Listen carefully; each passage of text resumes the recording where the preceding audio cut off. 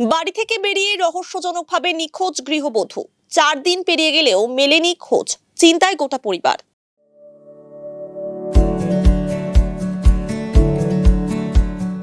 Pampered, not just a hospital, but a mother. নিখোঁজ মহিলার নাম টুম্পা রায়, বয়স 37 বছর। রাজগঞ্জ ব্লকের মাঝিয়ালি গ্রাম পঞ্চায়েতের ধারাগঞ্জ গ্রামের বাসিন্দা। পরিবার সূত্রে জানা গিয়েছে, 28শে মার্চ দুপুরে জলপাইগুড়ি সদর হাসপাতালে এক রোগীকে দেখতে যাবে বলে বাড়ি থেকে বেরিয়ে যান এই গৃহবধূ। তারপর সন্ধ্যা পেরিয়ে রাত হয়ে গেলেও বাড়িতে ফেরেননি। বিভিন্ন জায়গায় খোঁজাখুঁজি করে খোঁজ না মেলায় গত রবিবার ভোরের আলো থানায় নিখোঁজ অভিযোগ দায়ের করে পরিবারের সদস্যরা। ঘটনার তদন্ত শুরু করেছে পুলিশ।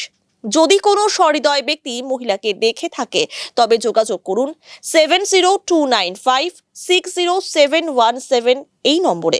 দিন এই সকালে মনে করে ও মেয়েটা আমার ভাত শাক রান্না করলো। ও মোটামুটি 9টার সময় উঠলো। 9টার সময় উঠে কাপড় টাপড় ধুলো, তারপরে ধান টানগুলো শুকায় দিল। শুকার দেওয়ার চান টান করে তাই আমার বড় বৌদি আমার গেল 10টার দিকে সদর হসপিটালে। তারপরে আমার বউ গেল 12:30টার দিকে। আমাকে বলেনি, আমি তো বাসের কাজ করতেছি। মেয়েটাকে বলছে বলে আমি মাগর যাচ্ছি 12:30টার সময়। ও বাইর হলো, মেয়েটা বললো, মেয়েটাকে বলে গেল বলে আমি যাই জলপাইগুড়ি তোর দিদিকে দেখে তারপরে আমি যাব তোর দিদার বাড়ি গেলে আমি ফোন করব, এইটুকুই বলছে।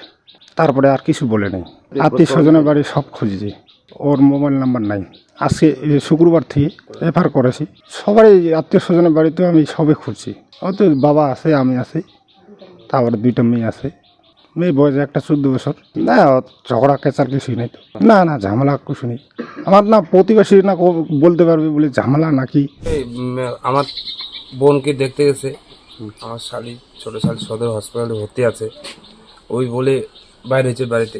সবাই বলতেছে যে ওখানে গেছে, তাহলে যাক, টেনশন করার নাই তো। ওখানে সদর হসপিটালে গেছে মানে বাস থেকে দেখতে গেছে, ওটাই ভাবে আমরা চুপ করে আছে। তারপরে শ্বশুরমশাই আমাকে ফোন করলো, জামাই শনিবার দিন ফোন করলো যে তোমার মা এখনো আসেনি।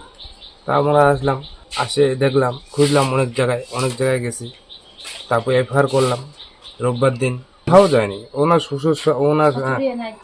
আমার কাকা শ্বশুরের শাশুড়ি মশাই আসছে এখানে। ও চলে গেল কালকে, কোনো সন্ধান পাওয়া যাচ্ছে না।